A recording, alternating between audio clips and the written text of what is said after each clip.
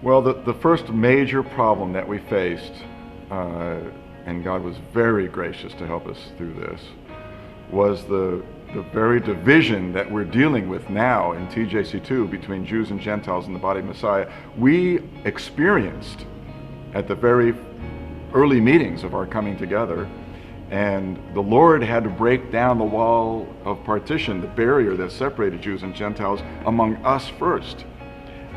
And that was miraculous. And so when we experienced the very presence of God and breaking that wall of partition down between us, we knew that this was a prophetic move and that God's heart desired to see this happen in the greater body of Messiah.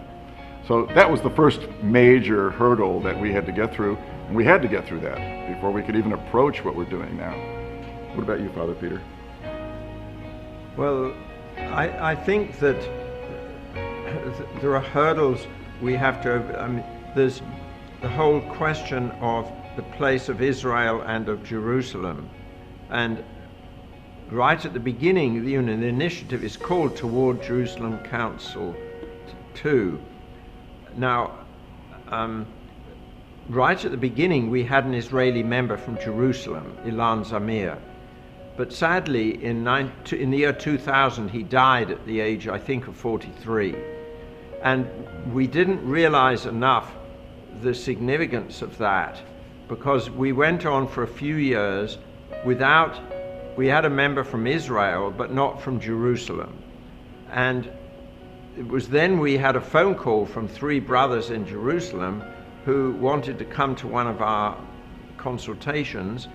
And when we met with them there, this was what they said: you are, as a movement, you're heading toward Jerusalem. You have to have a Jerusalem presence. You have to take Jerusalem really seriously. And at the moment, we don't see it. And the result of that was that now 2 of those 3 brothers from Jerusalem, who came from Jerusalem, are now members of the committee. But that was a major challenge we faced. And it wasn't that there was opposition to the Jew, but we lost the focus on that aspect. And these brothers helped to challenge us and restore it. It just comes to mind that from the very beginning, all of us recognized the supernatural nature of TJCII. Yes. That we could not do it on our own.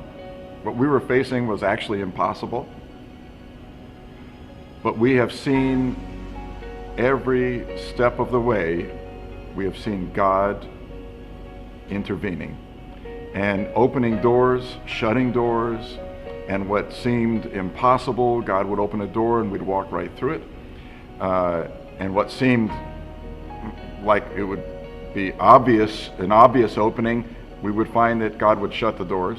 And so He has directed us by His Spirit to go this way or that way, and have found great favor in some circles and not so much favor in others.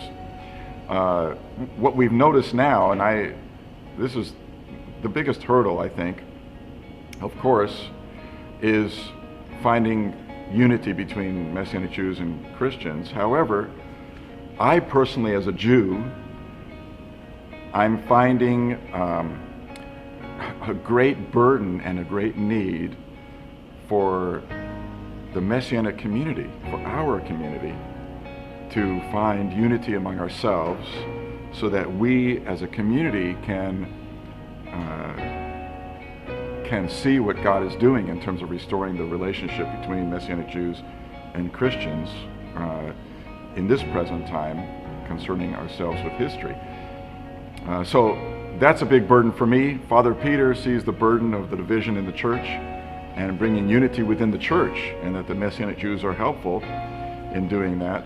But the Messianic Jews, we need to find unity among ourselves, so that when someone like Father Peter would stand up, or someone, who has even greater influence than Father Peter would stand up and want to repent and confess the sins against Messianic Jews, etc., that the Messianic Jews will actually be, as a community, will actually be able to receive it.